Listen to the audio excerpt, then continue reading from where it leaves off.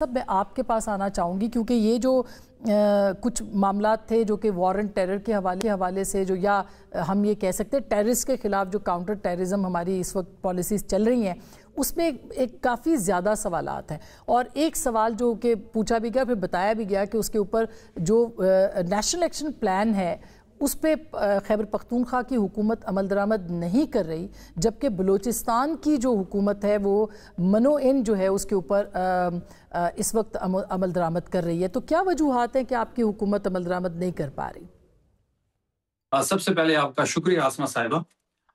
بالکل آج D G I S پیاز صاحب نے ایک پریس کانفرنس کی جس میں تمام صحافیوں نے بھی شرکت کی اور آپ نے بھی شرکت کی، اور اس کا جو نیریٹو تھا وہ بھی آپ نے اپنے انٹرو میں بیان کر دیا۔ جہاں تک نیشنل ایکشن پلان کی بات ہے تو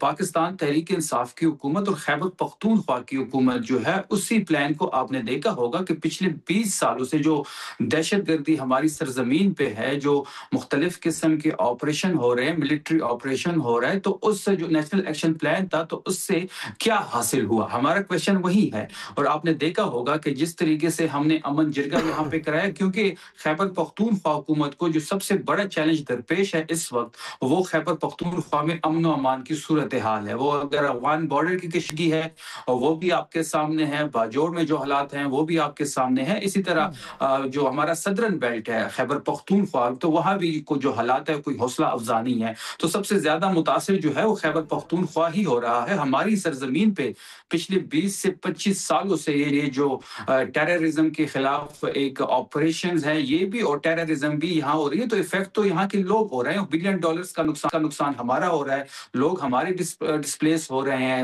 کاروبار ہمارے تباہ ہو رہے ہیں۔ یہاں پہ امن ہوگا تو یہ صوبہ ترقی کرے گا، یہاں پہ امن ہوگا تو یہ صوبہ آگے بڑھے گا۔ جہاں تک نیشنل ایکشن پلان کی انہوں نے بات کی تو ہم اس پروویژنل ایکشن پلان لے کے آ رہے ہیں جو جرگہ ہمارا یہاں پہ ہوا، جس میں تمام پولیٹیکل فورسز شریک ہوئی، جس میں تمام مکتبہ فکر سے تعلق رکھنے والے لوگ اس میں شریک ہوئے، اور یہ سہیل آفریدی کی اور خیبر پختونخوا حکومت کی سب سے بڑی کامیابی ہے کہ انہوں نے ایک چھت کے نیچے تمام پولیٹیکل فورسز کو جمع کیا اور ایک مشترکہ 15 نکاتی جو ہے وہ ایجنڈا جو ہے وہ آپ سب کے پہلے سے سامنے نیشنل آیا۔ ایکشن پلان ہے اس کے اوپر بھی خیبر پختونخوا کی حکومت کے دستخط موجود ہیں جو 2014 میں آیا تھا۔ اب یہ جو پروونشل نیشنل ایکشن پلان ہے یا پروونشل ایکشن پلان آپ کہہ رہے ہیں یہ کس قدر مختلف ہوگا؟ وہی سارے پوائنٹس ہیں، وہی سب چیزیں اس کے اندر موجود ہیں، تو کیا یہ ایک ڈائیورژن نہیں ہے چیزوں سے؟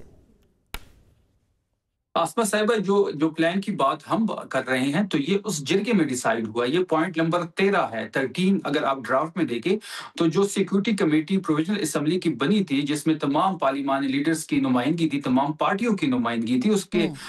بابر سلیم سواتی صاحب اس کو ہیڈ کر رہے ہیں، اور اپوزیشن لیڈر جس کا تعلق نون لیگ سے ہیں وہ بھی ممبر ہے، اور وزیر اعلیٰ صاحب سہیل آفریدی صاحب بھی اس کے ممبر ہیں۔ تو یہ جو ہم پروویژنل ایکشن پلان کی بات کریں تو یہ ہم اس خیبر پختونخوا کے اس خطے کے جو ڈائنامکس ہے اس کو مد نظر رکھتے ہوئے بنائیں گے۔ آپ نے دیکھا ہوگا جہاں افغانستان کے ساتھ جب بارڈر پہ کشیدگی تھی تو استنبول میں ایک ملاقات ہوئی، ایک ملاقات جو وہاں پہ مذاکرات دوحہ میں ہوئے اور اسلام آباد کے بند کمروں میں فیصلے ہوئے، لیکن بدقسمتی سے اس مذاکرات میں خیبر پختونخوا کی کوئی نمائندگی نہیں تھی اور نہ ہی ہماری گورنمنٹ کو کوئی لوپ میں لیا گیا تھا، کیونکہ سٹیک ہولڈر ہم ہیں، مینڈیٹ ہمارا ہے، گورنمنٹ ہماری ہے، لوگ ہمارے ہیں، اور سب سے زیادہ کہ 2014 کی بات کریں جو نیشنل ایکشن پلان تھا بند کمرے کی، وہ بات کر رہے ہیں آپ شفیع صاحب؟ ابھی جو ہوا ابھی نہیں، اس سے تو پہلے نیشنل ایکشن پلان تو 2014 میں بنا تھا نا، وہ تو ابھی تو سیکیورٹی کمیٹی کی میٹنگز ہوتی ہیں، اس میں تو آپ کے وزیر اعلیٰ آئے نہیں تھے نا؟ نہیں، میں اس کی بات نہیں کر رہا آسمہ صاحبہ، جو افغانستان کے ساتھ دوحہ میں مذاکرات ہوئے میں اس کی بات کر رہا ہوں، جو استنبول میں ایک دور ہوا، جو اسلام آباد میں ان سے یہ ملے، میں ان کی بات کر رہا ہوں۔ ٹھیک، آپ کہہ رہے ہیں کہ ادھر خیبر پختونخوا کی الگ ریپرزنٹیشن ہونی چاہیے؟ نہیں، انہی کے ساتھ ہونی چاہیے تھی، ہمیں لوپ میں لینا، ہمارے نمائندوں کو بلانا چاہیے تھا۔ ہمارا یہ گلہ ہے، ہم یہ کہہ رہے ہیں کہ جی بارڈر کے ساتھ جو علاقہ لگتا ہے وہ خیبر پختونخوا کا ہے، ہماری روایات ایک ہے، ہماری رسم و رواج ایک ہے، ہماری زبان ایک ہے۔ کو لینا چاہیے تھا، خیبر پختونخوا پاکستان کا حصہ نہیں ہے، آپ یہ کہہ رہے ہیں کہ حکومت جو ہے وہ اس میں خیبر پختونخوا کا حصہ نہیں ہے، آپ یہ کہہ رہے ہیں کہ جو ریاست ہے اس میں خیبر پختونخوا کا الگ حصہ، یعنی ریاست بات نہ کرے، خیبر پختونخوا بات کرے افغان طالبان کے ساتھ۔ آسمہ صاحبہ آپ اس چیز کو کہیں اور لے کے جا رہی ہیں، پاکستان ہمارا ہے، پاکستان سے ہم جڑے ہوئے ہیں، میں کلیئرٹی چاہ رہی ہوں کہ آپ کہنا کیا چاہ رہے ہیں۔ ہم یہ چاہ رہے ہیں کہ جو مذاکراتی ٹیم تھی جو افغانستان کے ساتھ مذاکرات کر رہی تھی دوحہ میں یا استنبول میں یا اسلام آباد میں، اس میں خیبر پختونخوا کی حکومت کی ریپریزنٹیشن ہونی چاہیے تھی۔ میرا کہنے کا مقصد یہ ہے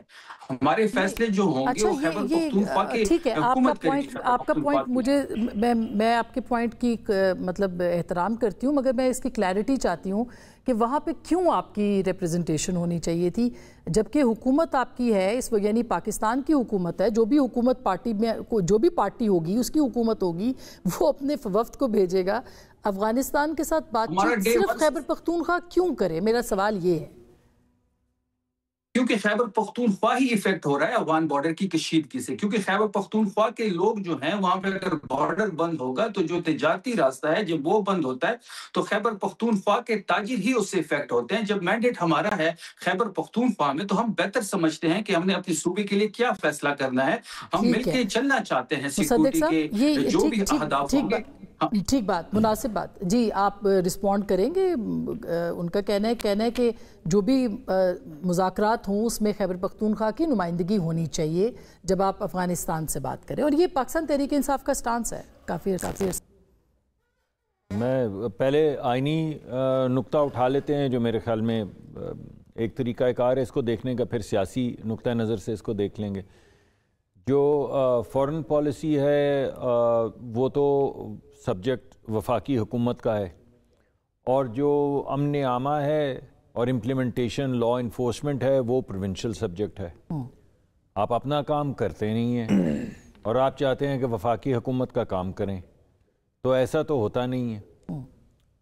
ہمارے جب یہ تمام معاملات ہو رہے تھے تو کئی مرتبہ علی امین صاحب تشریف لائے، کئی مرتبہ علی امین صاحب نہیں تشریف لائے، مگر زیادہ تر تشریف لاتے تھے۔ ان کا رویہ میٹنگ کے اندر بھی ایک ہوتا تھا، پھر میٹنگ کے بعد بھی ایک ہوتا تھا۔ یہ جس رویے کی عکاسی کر رہے ہیں وہ شاید میٹنگ کے بعد کا رویہ ہے، ورنہ یہ تمام جو میٹنگز ہوتی رہی ہیں ان میں کچھ میں ریپرزنٹیٹیوز اور لیڈرشپ پی ٹی آئی کی آتی رہی ہے صوبے سے، اور کچھ میں وہ تشریف نہیں لائے۔ یہ تو پہلی بات ہے جو آئینی ہے کہ ڈسٹریبیوشن جو ہوئی ہے اس میں لا انفورسمنٹ ان کے پاس ہے، اور جو فورن پالیسی نیگوشیشن سرکار کے یعنی حکومت پاکستان کی نیگوشیشنز وہ وفاق کے پاس ہیں۔ اور میں نے آپ کو یہ بھی ایویڈنس دے دیا کہ وہ آتے بھی رہے ہیں، ایسا نہیں کہ ان کو ایلینیٹ کیا گیا تھا، وہ تشریف لاتے رہے ہیں، پارٹیسپیٹ بھی کرتے رہے ہیں۔ مگر اب دیکھیں نا ان کا یہ موقف ہے کہ ایک صوبائی لیول کے اوپر جو ہے وہ ایک جرگہ ہوا ہے، وہ جرگہ جو ہے وہ کچھ پوائنٹس بتا رہا ہے، یعنی شاید اس بات کو یوں کہنا چاہیے